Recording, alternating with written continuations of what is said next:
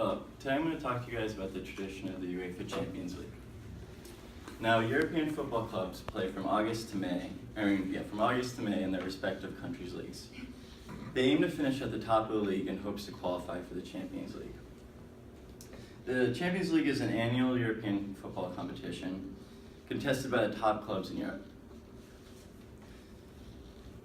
It is known for probably the most exciting football games in all of football, in professional football.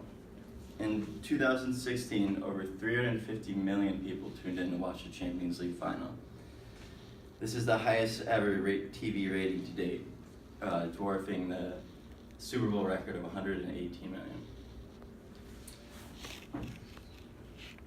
Clarence Seedorf, who has won the Champions League 4 times, said this when asked if winning the Champions League ever gets old. You certainly get used to winning in general. Winning the Champions League is a very particular feeling, but it's really the journey that makes it special.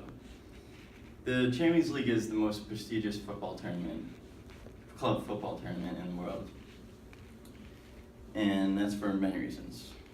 The Champions League was formerly known as the European Cup before the installation of the group stage in 1992. Prior to 1992, only the top club from each country was played in a knockout tournament. The group stage was created to allow multiple teams to compete. From the UEFA website on tournament format, leagues produce up to 5 clubs. The top 22 clubs qualifies straight to the group stage. These are from the top clubs in the German and English and Spanish leagues. Another 56 clubs from smaller countries compete for the remaining 10 spots in June. I think this is the really cool part of the Champions League in modern day. Really small clubs that aren't too known get a chance to compete against the top clubs in the world for the most ultimate prize in club football. From September to December, the surviving 32 teams are drawn into 8 groups and play in a double round robin tournament. The group winner and the runner-up do advance into the knockout round phase. From February to May, the knockout round matches are played on a 2-legged format, which means the team with the larger combined score or aggregate advances to the next round. In case of a tie, the team with the more away goals advances. The final is played at a one-match setup at a neutral site in early June. Unfortunately, I have to admit the Spanish football club Real Madrid is the most successful club in the Champions League. 12 wins and 3 runner-ups, and 5 straight from 1956 to 1960, as well as the past 2 years consecutively. Real Madrid pulled off one of the most historic single-match comebacks in 2014, in the 2014 Champions League final. Conceding early in the first half, they were losing 1-0 in the final minute of the game, when a defender made a leaping strike to equalize and send the game into overtime. Real Madrid dominated the extra time, scoring 2 goals in the first period, and then the iconic Cristiano Ronaldo finished with a 120th minute penalty to secure the Champions League Cup.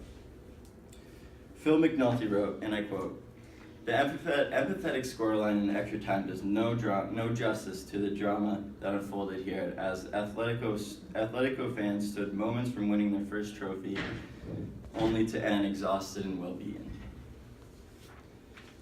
Now, the real dramas came in the knockout round phase, as teams go down 2, 3, even 4 goals in the first game, requiring brilliant performances in the second leg. From the UEFA website highlights, some of these remarkable feats are here. In 2004, Real Madrid beat Monaco 4-2 in Madrid. Monaco returned to Spain to beat Madrid 3-1. Since they both scored 5 goals, but Monaco scored 2 away goals, they advanced to the next round.